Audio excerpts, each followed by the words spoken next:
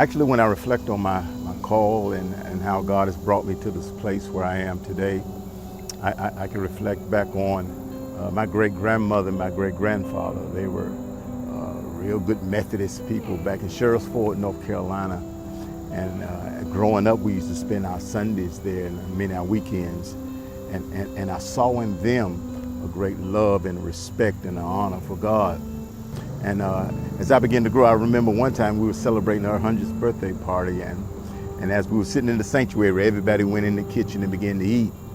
My great-grandmother, we called her Mother Hill, and she was sitting there in this big old chair, the pastor's chair, and I was sitting on one of the steps right before her.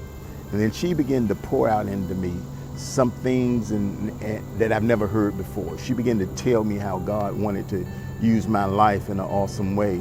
And at that particular time, I thought it was one of those Isaac type experiences that she got the wrong great-grandchild telling them those stories.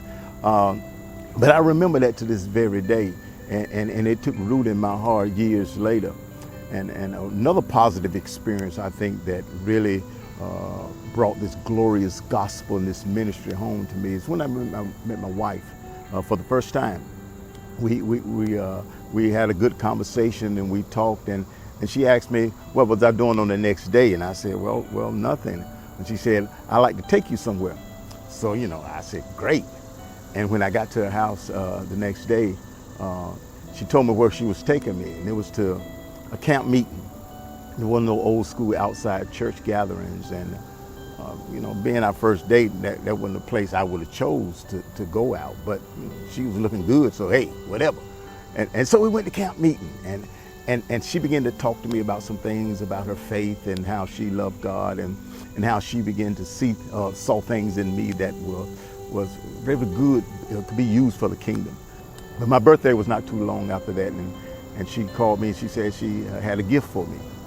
And so when I came by, it had it wrapped up, and I thought it was something like something I like a gold chain. I usually like gold chains, but it wasn't nothing like that. It was actually a Bible. And that was the first time I really began to grab a Bible and read it for myself. I was raised in the church, but I never did take it to heart. And so I began to study and began to read, and life had its way of catching up with me and showing me that I couldn't do it on my own.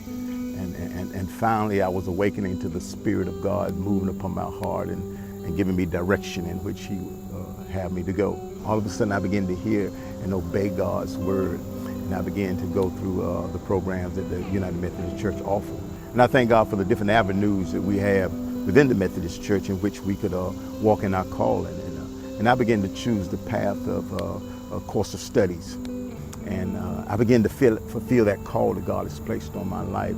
And I was just drawn to people who've had some of my personal experiences, those who may have felt ostracized or by the church, and some who have never had any part of the church at all. That was my calling, that was my passion. And so I used to go back to the hood and share the good news of Jesus Christ. And over these years, I've been so blessed and so privileged to walk this gift of ministry, this place where I knew God has anointed me and appointed me to be in.